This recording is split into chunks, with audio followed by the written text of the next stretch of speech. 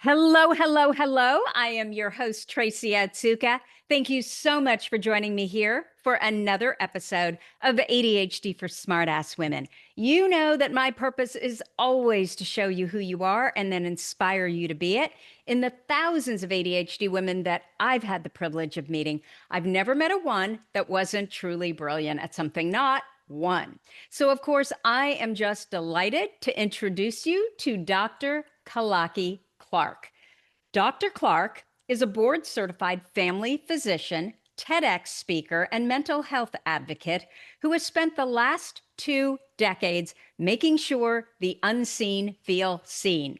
Most of her career has been dedicated to providing care for underserved communities in Los Angeles, while also shaping the next generation of doctors as an associate professor of medical education at USC's Keck School of Medicine. Her own ADHD diagnosis during residency at UC Irvine in 2015 became a turning point, sparking her TEDx, Seeing is Freeing: How Observation Releases ADHD Potential, and launching her into advocacy for physicians with ADHD. She's helped craft equity guidelines for neurodivergent resident physicians, spoken at the International Conference on ADHD, and is a sought-after speaker blending story, science, strategy, and spirituality. Whether she's in the clinic, the classroom, or on stage, Dr. Clarke is on a mission to dismantle stigma, debunk myths, and show the freedom that comes from being truly seen. Welcome, Dr. Kalaki. Did I get all of that right? You did it perfectly. Thank you so much, Tracy, for having me here. Well, it's a pleasure. And I'm gonna tell a little bit of our story. So Dr. Kalaki really had a struggle getting on here. And it's just, again, that dichotomy of here we have a brilliant medical doctor, but simple little things like jumping on, well, we tried Riverside, that didn't work. And then it took a little bit to get on Zoom. Those kinds of things can be so difficult for us, right? And so, what I notice with a lot of very successful women with ADHD is they're brilliant in their careers, but then there's always a little piece of it, whether it's family or whether it's technology or whether it's, communicating with other people. There is some little part of it that is just a struggle. And so that detracts from this knowing that, oh my gosh, I'm so brilliant here. Before we start talking about why you're actually here, Yes. I always want to talk about the ADHD diagnosis story and what you were like as a child. So, can you share that with us? Yes, yes. So basically, it's a lived experience. So what we experienced, and actually what I'm doing now is actually putting my name on the screen differently, is just how it is. So it's nothing fake, it's nothing made up. So my story is as a child, I was a good kid. I wanted to be a doctor since I was 5. So growing up, that was my focus. And school was actually good. That was all I did. I studied all the time. And science was good as well. So I went through school getting good grades, full tuition scholarship for medical school. I accomplished my goal. But it wasn't until residency 10 years ago where it was like the mask came off, so to speak. But I didn't know I was masking, if you understand what I'm saying. So what happened was, I believe the whole time throughout like my schooling years and even in college, when you're studying, you're not doing anything else. You're not responsible for a family. You're not, you know, having all these big things to juggle. You're kind of hiding and being in your own world, and no one can see what's really going on. They don't Yeah. see that you have a whole pile of clothes that have not been washed and who knows when, and that you go to Target to get some undies because they're not clean, right? Just they don't know all that, right? And then, of course, I just read something that said the average age for women is about 37 of diagnosis for ADHD. I just saw that recently, and I was diagnosed at 35. So my story goes that when I was in residency, I went. It was a my story is different because I graduated in 2005 from medical school, did 1 year of internal medicine residency, crashed out. It was a mental health crisis for sure. Like I was, you know, not wanting to live, but I'm here and I share my story. I say I show my scars so people can know that wounds can heal. Here. Was there something specific, Dr. Kalaki, about residency that caused that? Because clearly the book part, no problem, right? Right. It's a lot of layers to it. So, well, first of all, it's unrealistic in regards to working 80-hour weeks, work weeks and Right. whatnot. Yes. And then it's just the pressure you have to perform all the time. It's like every single moment is a test, a constant test. You have to, you know, tell the doctor about the patient, and then you have to answer a question really on the spot when they ask you to. And so you're not getting much sleep because you might be studying to, get it right. And then also, I was in an environment where I was the only one that looked like me. Like, well, that's Mm. two of us out of a class of 24. So then you start to feel like, do I belong here? But statistically, residents have, in general, doctors, unfortunately, one doctor dies by suicide every day. Unfortunately, that's a real statistic. Wait, say that again? One doctor dies by suicide daily. About 300 to 400 physicians or medical students or residents. Yes, that's a sobering reality. Wow. Yeah, and I didn't want to turn it dark like that, but I'm just Yeah. awareness is important because there's so much pressure as a doctor. You have to be perfect. People think you know Right. everything. My thought process is because we have the pressure, because we're on top supposedly, wouldn't it be more of a reason for us to be stressed out and suicidal? I'm just Yes. saying, think about it. It should not be, Yes. oh, you're a doctor. How could that be? Because I'm a doctor. Can't you see why that is? You know what I'm saying? Because of Well, and then the decisions you make every day, it can be yes. life or death. I'll be frank with you with that part. I'm grateful that for me, because of my love for science and my ability the Lord has given me to absorb it well, I don't honestly have those ongoing struggles in regards to like, I mean, it's life or death, but really because I'm also a family practice in the clinic. My point is, it's like I just focus on doing what's right, and so I'm not so stressed out. But Okay. when you're sleep deprived in residency, yes, it can be that. And you're new, you just got so you're sitting in class all 4 years or most of the 4 years, just absorbing. You're not acting, you're not putting it into practice. Right. So that Right. can contribute to it. So the thing is, at that time, I was suicidal thoughts, and I'm good now, thank God. But then when I got into residency 10 years later, because I actually finished 1 year of training practice for 7 years without any board certification, then decided to go back to residency. Yeah, who does that, right? Only the ADHD brain. But see, with me, I was determined to get board certified. So Mm. that was a setback. I just kept going. You know what I mean? And Yeah. I got in, but then it was like within my first year of training, about the second part of that first year, I was in the hospital setting and things were just, I was losing things all the time. My stethoscope, my a pager at the time, we had pagers.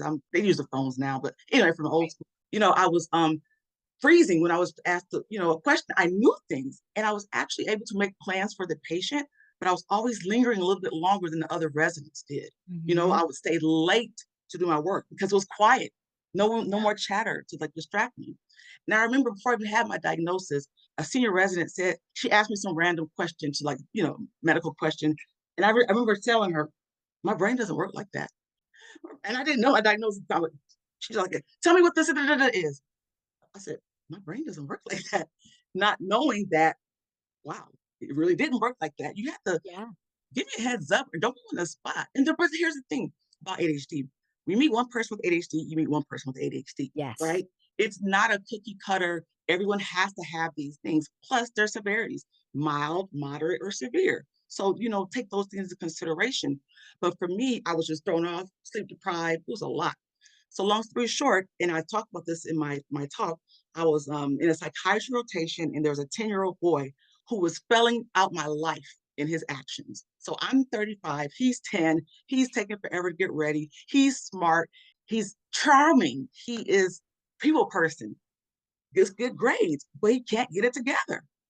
And I was like, wow, he is reading my life. He's describing like, oh my gosh. So then I did my own deep diving and looking into it more. And I was like, this is so me. So I kind of self-diagnosed because before it was confirmed. Now here's the Uh-huh. deal. When I had my crisis 2005, the difference between this situation with the ADHD revelation and that was that one I didn't want to be here. I was just like, this is not working.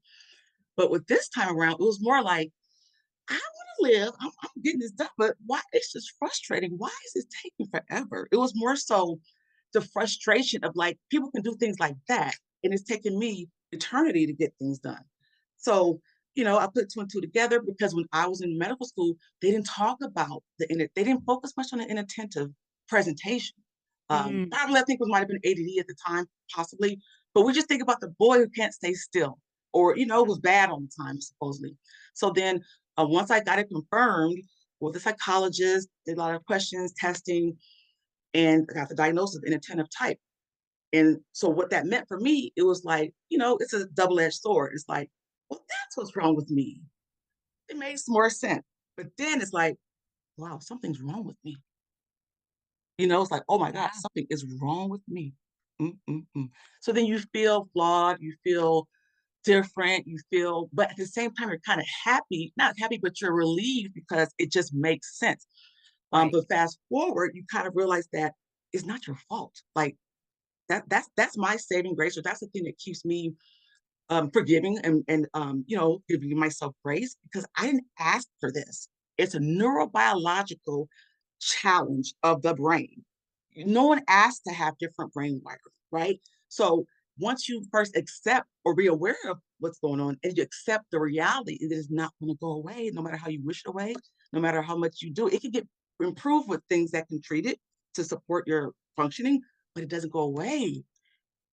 And it doesn't go away. And yeah, that's that. So I can go on and on. So ask more So questions. it's so funny. I'm watching you and I'm like, Yeah. inattentive ADHD, this woman is so hyperactive as well. The way you talk and you move a lot. And um, Well, it depends if I'm excited about something. I think yeah, because I'm passionate about educating and dismantling myths and beliefs about what it really is, it stirs me up. So it's like adrenaline is going. I But love at baseline, I'm not bouncing off the walls all the time. So that means that if I'm not bouncing off the walls all the time, that might be going on in my brain, but I'm not physically. But this is exciting, dopamine begets dopamine begets dopamine, so that's yeah. that's what you're seeing. So it's so interesting what you're telling me about residency. And I Mhm. have often thought, why are we doing this to our young doctors? I mean, we know that when we're talking about mental challenges, they are all precipitated by a lack of sleep. It Mhm. makes no sense. You are not going to have the sharpest brain, right? Right, right. And When you're yet they sleep continue this garbage. when you're sleep deprived, it's almost like your brain is functioning as if you're drunk, Right. essentially. Like that's how it is. But it's and I will say that things have gotten better. Like over time, I think rules or regulations are being more enforced, and there's more of Really? awareness about the need for self-care. But let's say before me, my predecessors were like 100-hour work weeks in the hospital. So then they think we're spoiled babies. You know what I mean? Yeah. But because now I have an appreciation of how traumatic it is, it was traumatic, like traumatic. I don't look at the next generation and say, "Oh, you guys are babies or punks or what." I don't look at that. I'm thinking, great, maybe you won't kill yourself because you're getting some Right. support. You know what I mean? Right. Yeah, And that's how then I see it. I think I did see it on your TED Talk, which I had no idea as well, that only 3% of doctors are Black women. Correct. Is That that is that's what correct. you said, right? That is Which true. was That is true. shocking to me. Yes, and that same statistic was the same thing maybe almost 20 years ago as well. Yeah, yeah, But DEI, right? All doctors are going through the same damn training. exactly. Let me just paint. I love examples and analogies to make things make sense. So about the DEI, let me just to settle it for anyone. I don't care if you have ADHD or not. This is how you need to look at it. Everyone is qualified. Think of a pool of fish, right? You have all these fish, different color fishes, but they're all fish with the same capacity to swim around the water. What you're doing, you're not saying, I'm gonna take the fish that's struggling and can't swim. You're not gonna just focus on taking all of the orange fishes. If there are polka dot ones that are able to swim, you're gonna cast that net to make sure you collect some of those polka dot ones and not have a class full of orange fishes. Yeah. Is that a good way to put it? Because I think it's interpreted as, oh, we're letting the fish with only one gill, get into the pool and they can't help anybody when they're like that. No, who would want that? Right? Yeah. Also, Yeah. too, we have to get through it. All the same board exams, all the same Exact medical No, school right. There's no classes. special black test, there's no white test, there's no Asian test. It's You're just ridiculous. giving people of color and women, although it's getting a lot better for women in terms of It I is think I read actually. that 38% of doctors are women, Yeah, I but you're think it just might giving more than everybody that. the same access. Right, right. Okay, so Yeah. my follow-up question to you, Yes. as far as once you found out, oh my gosh, this is ADHD, How did life look different before and after your diagnoses? Been a month after, because sometimes it takes us some time just to digest, you know? Right, I'm right. like, really? Me? No. It was hard to digest. And mind you, I'm in residency training, okay? Mm, Which without having ADHD is always also, I mean, already at baseline, a challenging feat yeah. situation, right? And so because, and I'm not, I'm going to keep this very uplifting, because it's not really a well-known or a well-understood situation in general, how it goes. It was challenging very much and initially because they didn't know what to do with me. Like, Were she's you smart. open about it? Oh, I had to be open about it. Let me tell you why. I was gonna be in trouble. I'm not gonna get into a whole bunch of details, but I had to advocate for myself because I wanted to continue the program. You understand what I'm Okay. saying? So it Okay. went to once I learned more and I was able to advocate for myself, it went from what are we gonna do with her? With we're gonna support you and get you through. Wow. Yes.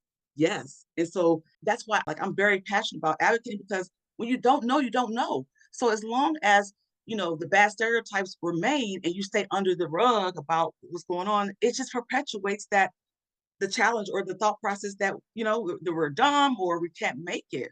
And when Mhm. you allow someone to intimidate you to feel that way, then they win. And you didn't ask for this. That's the if anyone doesn't Yeah. take home anything else, you did not ask to have ADHD. You did not ask for it. Right. You know, that's why I think I don't want to get too deep. Racism is dumb because no one asked me whatever color they are. Okay, that's just who asked for that, right? Yeah. So Yeah. that's my point. So that's why it's just dumb. It just is. Yeah. And the only place the ADHD brain struggles is the place where the environment is wrong. Yes, your post yesterday, I saw that. It talked about the soil, right? Having to be in the right environment. That's how you can, if the bad soil is there, you're not going to grow. But on the converse, when you are supported and you are seen, meaning not just looked at as a problem, but maybe looked at as someone who is different, might have a challenge, it might have to do things differently than you do to get the same thing done. It's accepting the fact that everyone's brain is not the same. Just like everyone doesn't have the same kidney structure or some people have diabetes, some people don't. Some people have freckles, some people don't have freckles. Some people have rashes. I've never had asthma. I've never had allergies. I always say all my problems are above my neck, whatever. My blood pressure is fine. You know what I mean? I probably could lose some weight a little bit, but I don't know what it's like to have those things that are below the neck. So everyone has something. So you think of it as just being a trait that just happens to be in your brain. And the brain is the most important organ we have. It determines everything that how we function, right? Right. So if you look at it as my brain just has challenges that the majority of other brains don't have. And if the statistic is 6% of adults have it, that means there's 94% of people who don't get it. Right. Let that settle. That means don't be surprised if they don't get it. Don't be like, oh my gosh, she said I'm dumb. And this is another thing I say. Someone's ignorance of your diagnosis does not negate your lived experience of it. Does not negate your experience is real. They are not in your life. And you have to consider your source. Who are we talking about? Are you talking about an ADHD expert who's shaming you? Well, shame on them if that's the case. Are you Yeah. talking about, what I'm saying, an ignorant person who was part of the 94% who wants to make you feel bad? Them. I mean, not forget them, but don't be so hurt about it. They just don't know. That's why Right. whenever I've experienced racism, it didn't bother me because you're just ignorant. And I have my goals, and you're not going to stop me from my goals. So if Yeah. you have that challenge, do everything you can to get the support you need to keep moving forward. That's the overall Absolutely. message. So, in your TED talk, your theme Mhm. is seeing is freeing, and you had just kind of touched on that. Share with us how simply being seen, and tell us what exactly that means to you. So, simply being seen without shame or judgment can literally shift the ADHD experience. Yes, for not only you, but also for the neurotypical brain as well. Hmm. So basically, seeing is freeing is so my TED Talk theme for so we have a theme and every speaker talks about a theme. The theme was Schrodinger's cat. So just to give a little back history, so Schrodinger's cat is a quantum theory experiment where you have a cat in a box that's both dead and alive until you open it. So when I saw that theme, I was like that's like ADHD, smart but scattered, right? Uh-huh. Chaotic but calm, capable Hmm. and chaotic, or whatever. Distracted but but diligent sometimes. Whatever you want to do. Yeah, So those two paradoxes can exist. But absolutely. and you don't know which one it is, but when you see it, when you open the box, that tells you what you're dealing with. So the seeing is freeing is when you see yourself as, I have this challenge. It is what it is. Don't shame yourself about it. You observe what it is without judging. So that's why I'll just lead into the cat. You see what's going on and you realize I'm just different. I need to find out a way to make a strategy that works for me. Take your struggles to strategy. So you see yourself. When you're in denial, you're not seeing yourself. Like when you're trying to cover it up because you're ashamed, you're not seeing yourself and your potential cannot be released. Right. And no one's seeing you. They just see you as incompetent because that's what you're putting off because you're not seeing yourself and advocating for how things can work for you to get, done what you have to do. You know what I mean?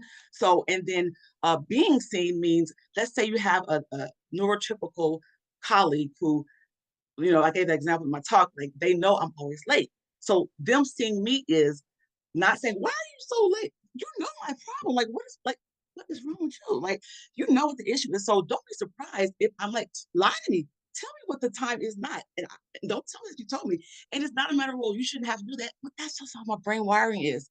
Do you think we want to have these challenges? As I said, we did not ask for this. So being seen as someone having observing you with compassion and realizing that you're not like me, but hey, I'm not like you either. So if and the reality is if the neurotypicals want us to do something for them to get it work, it would behoove you to listen to what we say might help us function, right? And don't try to squeeze us into the box. I talk about apple and oranges, right? The apple's not an orange, the orange is not an apple, right? And we're the orange, and tell us why. Because we're deep. We have layers. We're layers. We have layers to us. You buy into the apple really easily. Huh, that's typical. That's so neurotypical, right? All these apples. The orange is delicate. It's protected. But inside, you peel that layer off, you see what's there.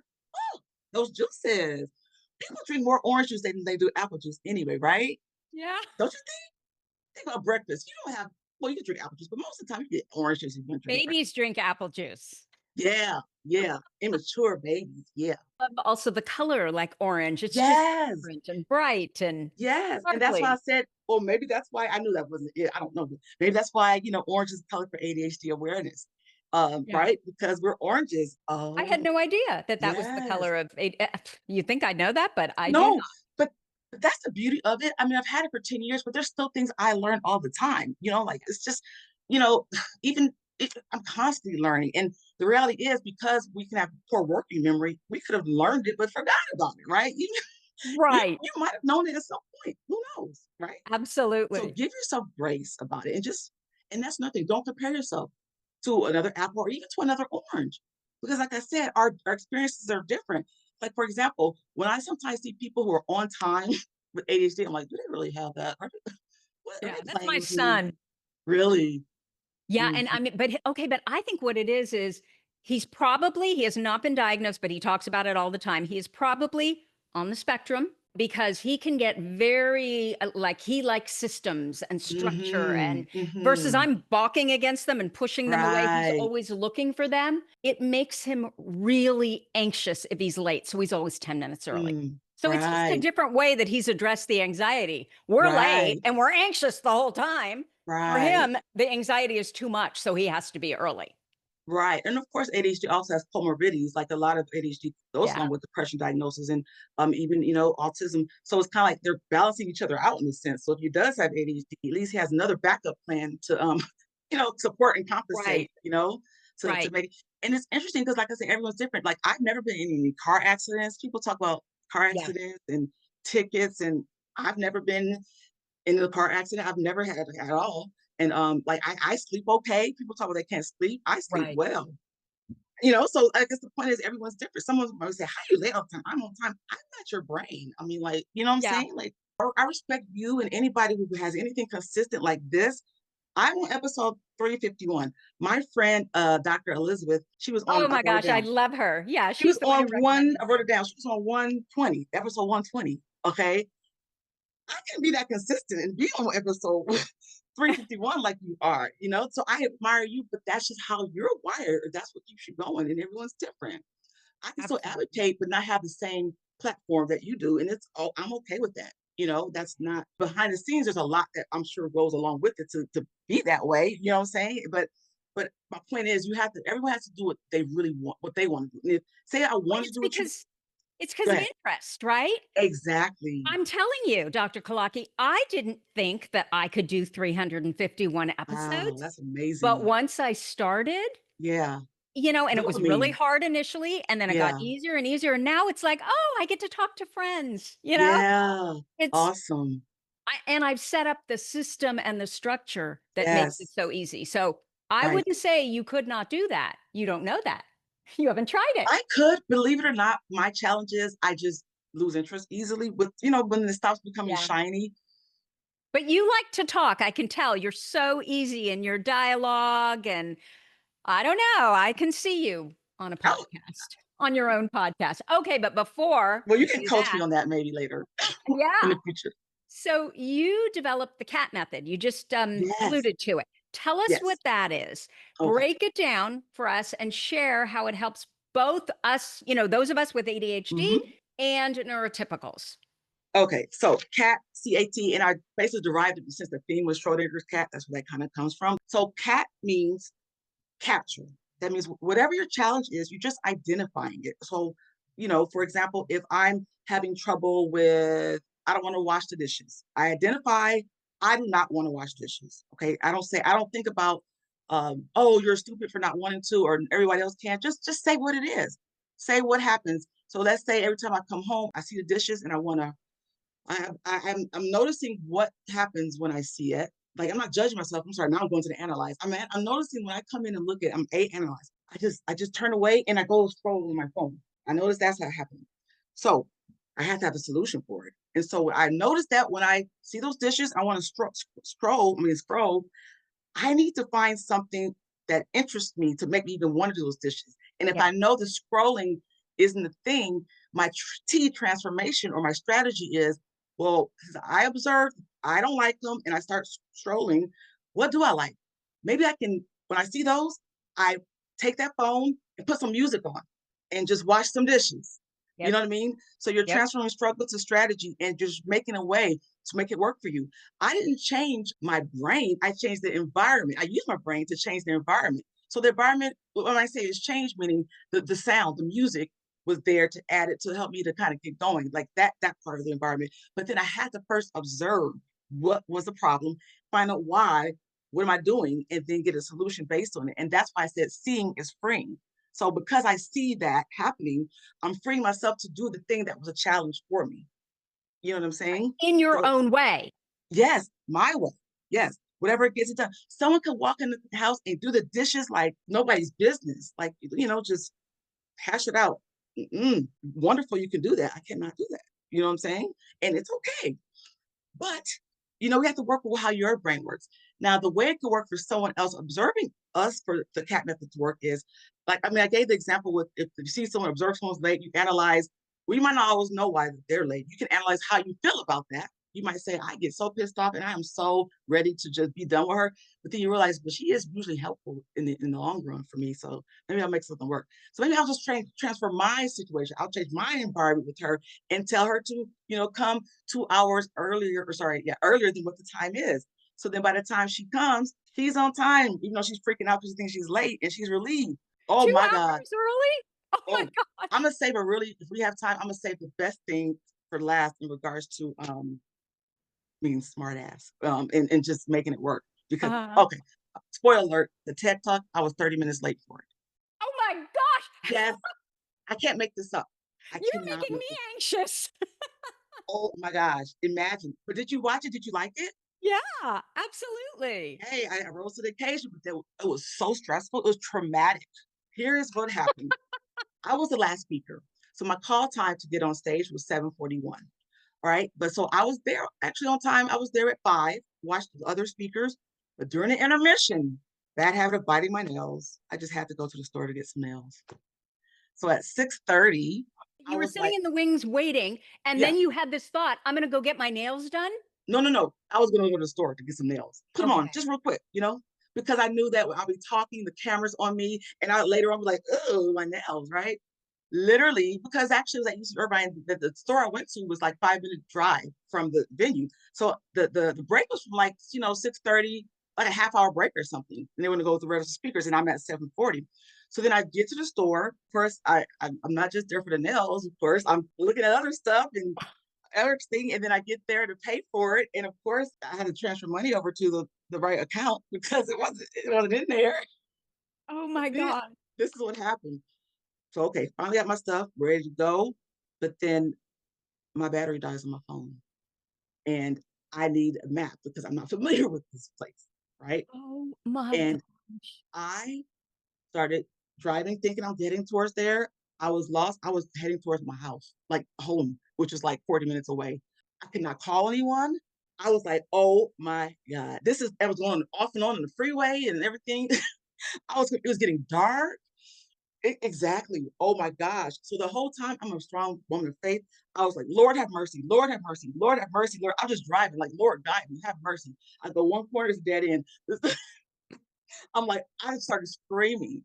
And this is what happened. Oh gosh. Eventually, 30 minutes after my call time, I walk in and I see people leaving because I was the last speaker and I wasn't there. And they're leaving, they're walking out.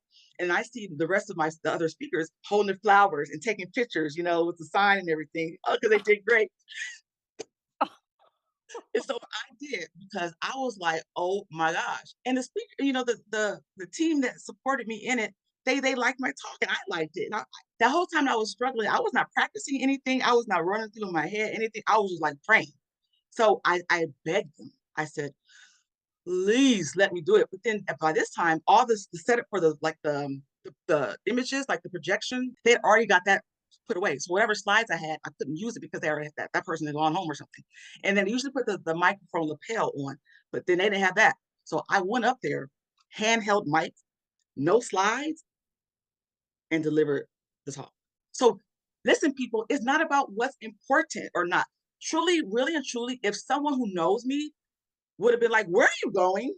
Put your butt down here." But reality is, I only had one person that really, really knew me, but I just met her like a week before. Long story, she was a nurse who rear-ended me on the freeway. And she said she keeps doing this. And I'm like, "Do you have ADHD?" She's like, "I think I do." And I invited her to go to the talk. And she went to the talk. I just met her a week before. But she didn't Oh, know me like that. So if she would have known, she probably would have grabbed my behind and had me sit down, right? yeah. Wow. But here's the deal. There's consequences. I paid a tax for it because on the video, if you notice, you have to turn it up. It's really the sound quality is bad Yeah. on the original one that's on the TEDx site. But then she recorded from her own cell phone, and her cell phone version is clear and audible, but there's no Yeah. picture. So then Yeah. the pictures I had, they added it after the fact. You know what I mean? On the screen. I Yeah. just put the transcription or the captions on and That I was helps. able But to, see, I the was fact that I fine. have to do that, there'll be so much people probably that would view it if that they didn't have that struggle with it though. You know what I mean? Oh my gosh. That Yes. is because it's not just that, oh, I have this new idea. I'm going to go do this. I have a break. I have plenty of time, right? Yes, Like no sense of time. Then mhm. there's didn't have your didn't even realize that your phone was on zero. Right. Then totally getting lost. I mean, like Yes, just and it's one getting dark. ADHD thing on top of another. That is the craziest ADHD story. Oh Okay, my gosh. you need to do a second TED Talk, and it needs to be all about that. That is insane. Part 2, part 2. Yeah, but see, it's a real thing, and everyone's situation is different, but it goes to show that the support is necessary. Knowing yourself, I was I guess I should have known, but I was always thinking, you know what? Don't listen to yourself. Yourself is gonna lie to you. You don't have enough time. You do not have enough time. You just don't. Just Right. tell yourself. So Right. it's honestly, I feel like ADHD is like you have a bad kid and the parent that knows what to do. That Yeah. bad kid just nags and wants their way all the time. But you as the parent, you have to put your foot down and get them in line. You know what I mean? They want to have fun. They want to do what they want to do. I was saying how each people can use a cat, we can use a cat and they Or can use like a cat. neurotypicals can use it Yeah, as to get well. along with us. Yeah. I use that the opposite way too. Like when there is someone that, let's say my husband, and he Mhm. wants me to do something and I don't want to do it, it's that thinking beyond myself about, okay, well, wait a minute though. Look at all the stuff he does for you, right? Mhm. You want Mhm. this to be a good relationship. It is give and Yes. take. So I'm Right. just going to suck it up and do it. Not for Right. me, but my Right. intention is so strong for him. So in your situation, You could say Mhm. the C, the observation or the capturing is you notice that you don't always want to do what he wants to do, right? And then Right. the A is analyze. Analyze, why is that? Is it that you're not Mhm. interested or is boring? But then you tell yourself, well, I want to support him. So you Yeah. transform and you find something within what he's doing that you do like and just imagine, make it up or something to make you want to do it. Yeah.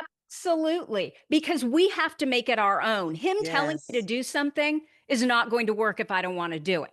So I have to Exactly. find something inside myself that creates that intention, right? That desire to do it that is beyond me. Yes. So that's Yeah. the CAT. That's the CAT, Right. Yeah. um, The acronym. CA. Yeah, then you transform CAT. your behavior to, get what he needs, to get the goal achieved for you to Right. have harmony with him. But on this Right, because other then I get end, stuff too. mhm, mhm, right. Okay. So, Dr. Kalaki, you also advocate for doctors and medical learners with ADHD. And I often feel like the two areas that are the most backward, that really should be leading the neurodiversity charge, are medicine and Mhm. law.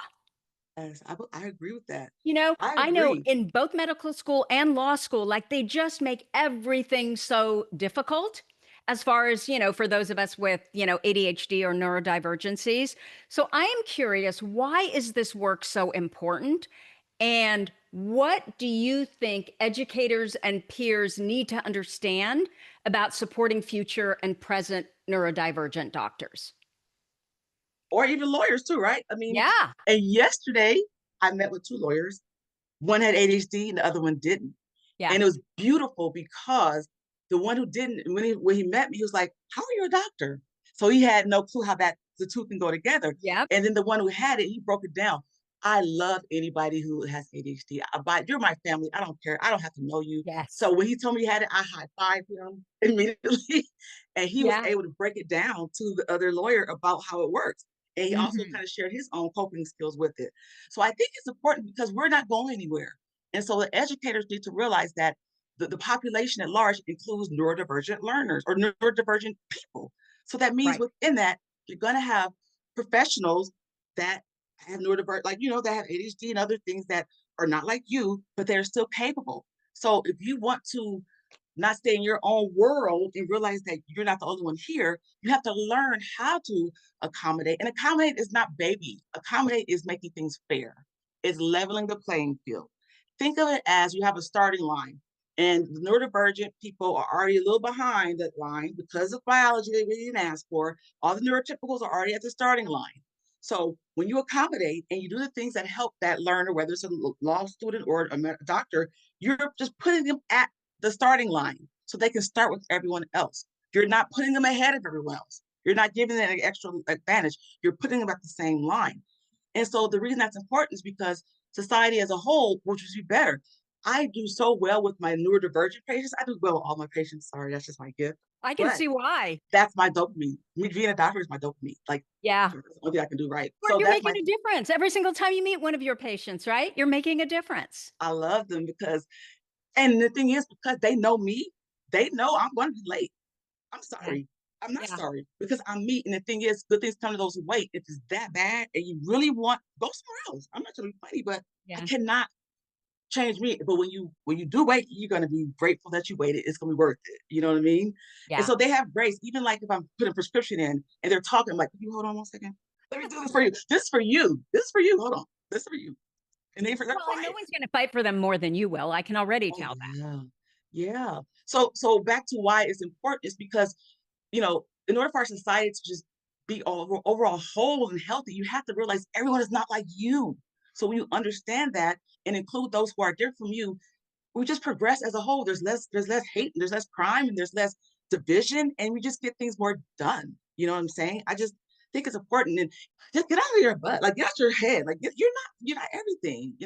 And the reality is I have really impacted a lot of people without or with ADHD in expressing myself because they don't feel alone. And honestly, I like people to look at me. I have all these layers. I'm African American, I'm female, I'm have ADHD, but at the same time, I'm a physician, so I'm experiencing all these worlds. What's considered high class, what's considered low class, whatever with my race. You know what I'm saying? Like I got everything, but that's like the paradox. It's like Schrodinger's cat. I'm dead and alive, but they can all No, coexist. it's that consistent inconsistency, right? There Yes. are things you're so brilliant at, and then there are things that "Well, I don't want to do that. That's Yeah. boring. That's like I hate to say this, but kind of beneath me. I know how to do that. It sucks. I don't want to do it. Right? Yeah. I Well, love that. honestly, I don't think it's beneath me. It's just hard. I can't do it. Like I Oh, can't I do. I do. There's really. certain things like I just hate doing it. Like laundry. Oh, I do hate that. I will do anything not to have to deal with that. Yeah, I do that. I actually have a service that picks up my laundry. Yeah. See what I mean? Yeah, and they deliver it. They And I pick it up. don't mean beneath me in that way in Yeah, terms yeah. you know what I'm saying. It's No, I know just what like you mean. it's beneath my skills. Sorry. Yeah, but see, what we have to do is when we notice that we have challenges, you definitely have to highlight what you do have, acknowledge what you do have, because Yeah. that's important. Because you can easily take for granted what you have because you're so focused on what you don't have. You know what I mean? Like Right. honestly, if I wasn't a good doctor, I would have been fired a long time ago for my job. It's point blank. Period. You know what I'm saying? Just reality is, and to be really transparent, if I was not a good doctor, I would not be on platforms because they would say, "Well, Right. duh, you have ADHD. That's why you suck." Right? I mean, I'm just keeping it real. So that keep that in mind. But Go ahead. it's the opposite, right? And to me, Mhm. that is why your work is so important because I can tell you that, like, I'm just thinking of my own doctor who's general doctor, right? Yeah, yeah, My yeah. husband's doctor, my daughter's doctor, my son's doctor, and now my doctor. He has ADHD. He is the best doctor any of us have ever had. He pushes against the system. He fights for us. He has different ideas. He never lets anything slide. I am absolutely convinced that without him, he was examining my husband and he said, I just hear something weird in your heart. My husband had gone on for decades and nobody had ever said that. He went in Mm, and got tested.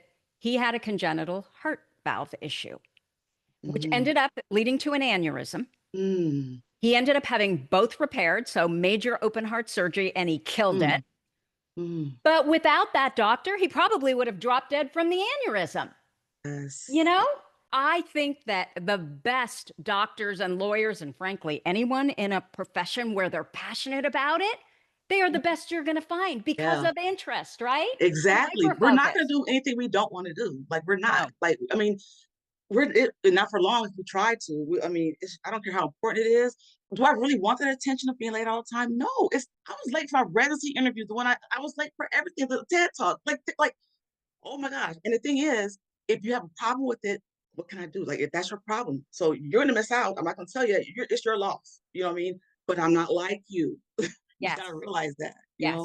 Yes. And here's Okay. the thing. Let's put it this way. If I was trying to be late, or I'll be 8 times later than whatever I am if I was trying to be late. You know what I'm saying? Keep I keep that remembered in my mind. question. My question Sorry. was, you must not have been anxious at all for that TED Talk. Well, here's what I say. I said, my message was bigger than my mess. Okay, because I wanted to get it out there. I needed people to know that seeing is freeing, and it really has helped people to kind of get those who have ADHD. Like I have people who don't have it that kind of understood a lot better. And then also it helps them think about people, well, I think my friend is kind of like that, so then they can tell their friend or whatever, they can go get help. That's the really so it was worth it to me. It was just like, and they Okay. believed in me. Literally, I'm not trying to brag on myself. When I first presented my talk to the organizers, they literally told me, we could put you on the stage tonight. That's what they told me. They could be on tonight because they liked it. And so for them to have that confidence in me and for me to really like what I was doing or like my message, I had to do it. You know what I mean? I had to. So it's like that adrenaline just really kicked in. It's like we can freak out, then I don't know, something just kicks in. It's time for business, depending on how passionate you are about it. Right. It was that you had very low anxiety because you had so much confidence around your message and your ability to deliver Hmm. it. So it was Hmm. just like, okay, come on, hurry up. It's my time. And it was too much time, It right? was. It Too much was. time. It was. They need to put a bag over your head and just keep you and then just, They okay, now have to we let her handcuff me. loose. This one time I'll accept the handcuffs. You have to just keep me, take my keys. Tethered.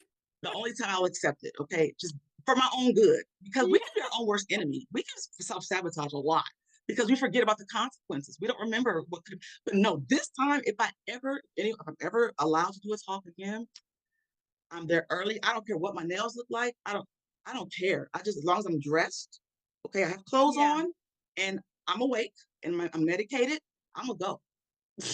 But forget the nails. You know what I Okay, mean? so what did you learn from that? Oh yeah, forget the nails. Or just be patient. Just wait. Just your time is coming. Don't Okay. believe yourself. Don't you don't have time. I don't care what you say. You do not have time. Because I always have to be ready for stuff going wrong because it always does. So I wasn't realizing that this is a possibility of something going wrong. But no, Right. we don't think about that. We think we can do it all. Well, but I mean, it makes sense. It's 5 minutes away. You had 30 minutes, right? Yes. Like you just like it makes sense. Yeah, more than 30 minutes in my mind because if it was a 30-minute break, I mean, I might miss a little bit of the other person speaking, but it's not me. So, Right. you know And what you I had mean? no So charger in your car. my charger sucks in my car. It's horrible. It's horrible. I need to get Oh, yeah, it was okay. So I hope I you wanted bought to a new cry. charger, but one of those ones, that you can just stick in your bag. Yeah. You I need know. one. I do And it need has that. all the different cables you could possibly need. Mhm. I feel like I need to get one for you. I will lose it. I promise you I will lose it. I Oh no. will. Okay, Dr. Kalaki, we are wrapping up here. Let's This do was a fun. lightning round with you. I could talk to you literally all day. Yes. What is your favorite ADHD hack?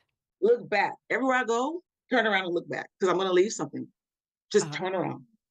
I don't care where you are. Turn around. my daughter just lost her AirPods, Mm. the ones for your ears, Yeah. and her phone in the same week. And Mm. she can track them. She's in New York City and she can literally see it moving around the city. And it drives her nuts. She's One of them, I she don't even do has an address. I'm like, I I don't would do go bang on buds. the door. I don't do buds. I can't. Those are Yeah, not I can't realistic. either. Mm-mm. I'm not wearing them, but I have the oh, actually, I just love them. The Ray-Ban glasses, have you tried them? The Meta Oh ones? no, no. Oh my God, they're amazing. This is a total ADHD divergence, but they Uh-huh. have the sound in the earpiece. It Mm. is so good, the sound and the quality of the Cool. lenses is so good. I That's good. Oh, and I do have Okay. four pair of glasses Okay, so because is that a that's hack? that's a hack because Yeah, I I don't know. have them all ever at one time. You know, I know. I don't, Okay, the last thing you lost. and I didn't even know it. My debit card. Oh My debit gosh. card. But let How'd me you tell you find something. out? So this is what happened with the laundry service, right? The laundry service I'm talking about. They collected my clothes one night, and then they gave it to me like the following night. I didn't realize. I'm a big up in their car rents. They aren't paying me anything. They had my debit card and $20 in a little bag because it was in my clothes. You know what I'm saying? I didn't know I lost it though. I Oh didn't my gosh, know. but thank God they were honest and But the kind and integrity, I appreciated that. oh, Yeah. So oh that's my gosh, I don't that know if is that counts hilarious. though because I wasn't aware of it. I don't know. I don't know if that does that count? I did lose it, but I didn't know I lost it. Yeah, that counts. That counts. One system you will never give up. Body doubling. That's the only way I can really get my work done. Yeah. Like boring notes and stuff. It's a must. I've tried without it. I mean, of course, I've lived life without it, but I mean, literally, let me tell you how effective it is for me. I would take 2 days to finish like 6 documents on my own. Body doubling. I remember one time within 50 minutes, I got 12 things done. Yeah. No, It took 2 days without it. So I don't care if I need that. I don't care if nobody in the world does it. I need accountability. yeah. It is what it is. Yeah. I can even body double in a coffee shop where Oh there's yeah. so long as there's other people around Yeah. me, they Exactly. don't know me, I Mhm. don't know them, but it works. Yeah, it So, does.